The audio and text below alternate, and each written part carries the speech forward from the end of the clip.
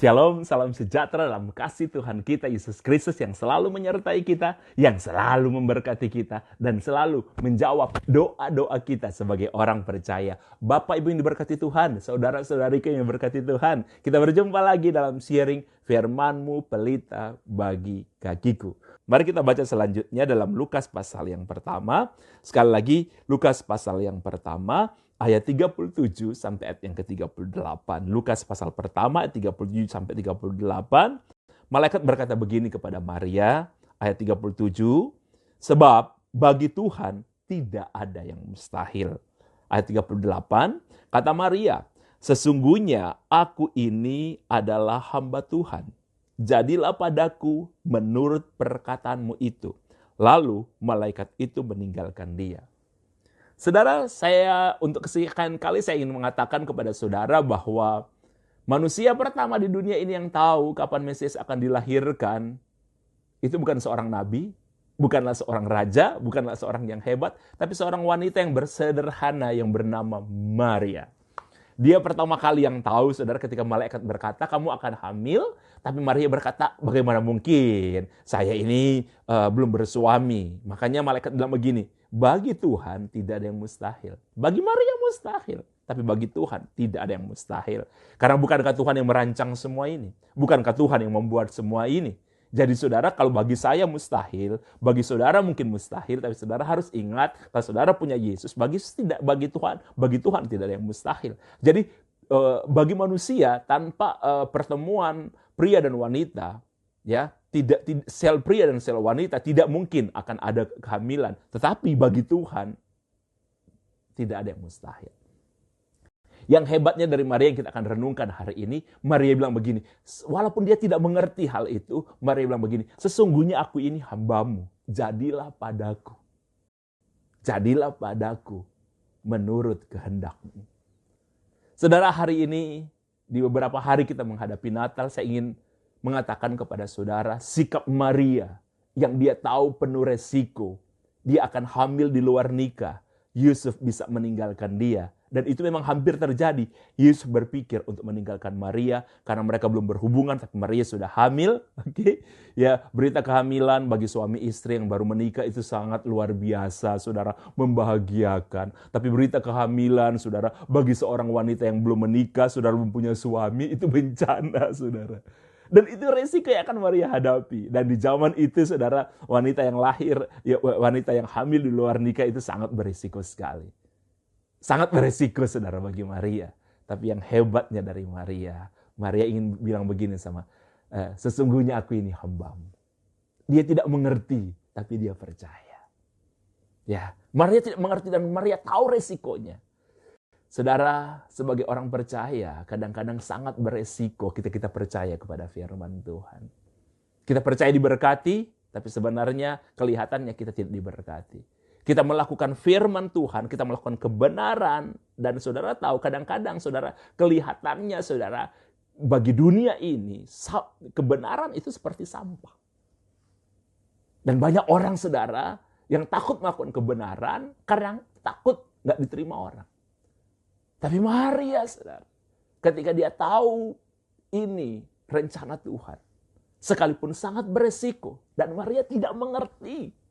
Kita akhirnya kan tahu bagaimana akhirnya Yesus, anak yang dilahirkan Maria itu luar biasa. Tapi Maria tidak mengerti, tapi dia percaya. Saya ingin menantang saudara, di tengah-tengah situasi seperti ini dan kita akan menghadapi tahun 2021. Apapun yang terjadi dengan kehidupan saudara, beranikah saudara berkata kepada Tuhan, apapun yang sedang terjadi, sesungguhnya aku ini hambamu, jadilah padaku seturut kehendakmu. Percayakah saudara kepada firman Tuhan, apapun yang terjadi? Percayakah saudara kepada kebenaran, sekalipun kadang-kadang kebenaran itu akan merugikan saudara? Saudara, nggak gampang.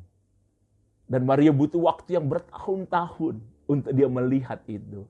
Mungkin selama awal-awal orang melihat Maria itu, dia nggak melihat dari hati. Ketika Yesus tumbuh pun, Yesus tumbuh sebagai seorang bayi yang biasa, anak yang biasa. Yesus baru melakukan sesuatu yang sangat besar ketika Yesus berusia 30 tahun. Maria baru melihat betapa luar biasanya Selama bertahun-tahun dia mungkin kadang-kadang menanggung rasa yang orang mungkin berpikir, dia lahir di luar nikah. Makanya saudara, orang-orang juga di Nazaret saudara sempat menolak Yesus. Di kampung Yesus dilahirkan, saudara, mereka sempat menolak Yesus. Karena mungkin mereka tahu siapa Yesus. Tapi saudara tahu apa yang Maria percaya. Ketika Yesus berusia 30 tahun, dia lihat, saudara, Yesus menyembuhkan orang sakit. Oke, Yesus menyembuhkan orang buta, orang lumpuh, berjalan, dan banyak hal. Yesus kerjakan. Makanya orang-orang kan sempat bilang begini, berbahagialah wanita yang melahirkan engkau. Dan itu Maria. Walaupun pada awalnya Maria tidak mengerti, tapi perkataan Maria ini, itu patut kita contoh di peringatan Natal kita tahun ini. Sesungguhnya aku ini hambamu. Maria bisa tolak? Bisa. Maria bisa tolak. Karena itu berbahaya bagi dia dan hal yang tidak dia mengerti. Tapi Maria bisa bilang begini, sesungguhnya aku ini hambamu. Kadang-kadang bertahun-tahun kita berdoa. Berapa lama saudara berdoa dan saudara belum menerima jawabannya? Berapa lama saudara begitu percaya Tuhan akan tolong saudara dan ternyata Tuhan belum menolong saudara? Apakah saudara akan bertahan di situasi ini? Apakah saudara akan tetap percaya bahwa Tuhan akan menolong saudara? Tuhan tidak akan meninggalkan saudara. Kadang-kadang saudara ketika situasi panik, situasi tak menentu saudara, kita diambang berbahaya, karir kita, kehidupan kita. Kadang-kadang saudara kita goyah dengan kepercayaan kita kepada Tuhan. Ya, kadang-kadang saudara kita begini, kapan Tuhan? Berapa lama kadang-kadang saudara berdoa, saudara percaya, dan apa yang saudara doakan itu belum terjadi. Tapi saya ingin mengajak, di hari kita akan menghadapi Natal beberapa hari lagi. Mari kita ambil contoh peristiwa Natal. Seorang wanita yang pertama kali tahu kelahiran Sang Mesias. Sekalipun dia tidak mengerti. Dan dia harus mempersiapkan mental dirinya untuk saudara lahir di luar nikah. Hamil di luar nikah. Melahirkan anak mungkin bisa tanpa seorang suami. Karena Yusuf akan meninggalkan dia. Tapi saudara tahu memang Yusuf punya hak. Dan Yusuf akhirnya punya rencana. Tapi malaikat datang kepada Yusuf dan berbicara kepada Yusuf. Ada hal-hal saudara yang saudara tidak mampu tangani, tapi saudara percaya pada Tuhan. Maria tidak bisa menjelaskan kepada Yusuf situasi ini. Tapi malaikat yang datang kepada Yusuf untuk berbicara kepada Yusuf. Sekali lagi, malaikat yang datang kepada Yusuf untuk berbicara kepada Yusuf. Saudara yang diberkati Tuhan, saya mau kasih satu kesaksian kepada saudara. Saudara, ada salah satu dari anak binaan kami, boleh katakan anak sel kami, saudara. Kemudian akhirnya dia menikah, dia membangun karirnya, ya dia bekerja di satu perusahaan, kemudian istrinya juga ada punya bisnis kecil-kecilan. Tapi saudara tahu, karena dia orang yang menilai segala sesuatu itu dari kebenaran firman Tuhan. Ada yang masih bisa ditoleransi, tapi dia kalau soal kebenaran, dia nggak mau bertoleransi. Nah, di perusahaan di mana dia bekerja, saudara, dan kita tahu di dunia ini, saudara, kita nggak steril, ada hal-hal yang kadang-kadang kita harus bertoleransi. Oke, memang ada hal-hal yang kita bisa bertoleransi. Oke, ya.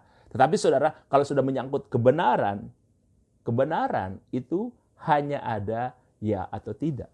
Kebenaran itu hanya ada hitam dan putih. Itu kita berbicara kebenaran. Nah, ketika dia bekerja, saudara, dia naik, dia orang yang sangat-sangat bekerja yang sangat-sangat keras. Dia punya prinsip itu, bekerja dengan sangat keras.